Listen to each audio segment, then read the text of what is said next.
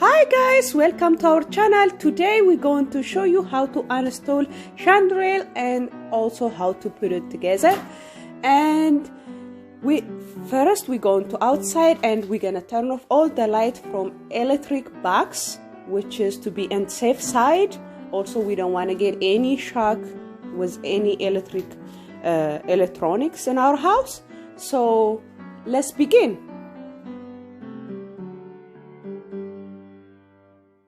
Guys, did you see this cable? It says, it comes, has an instruction. It says, if it says white with white cable, we're gonna connect white with white wire, black with black wire. Always is not supposed to connect with red. In our case, red is gonna be ground, so I'm gonna hide inside.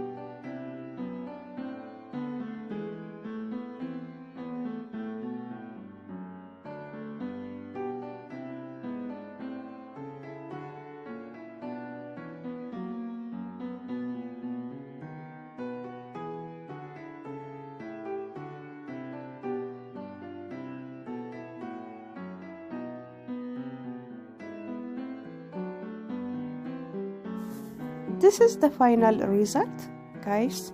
I like it. The fact that I can change the color and multiple color.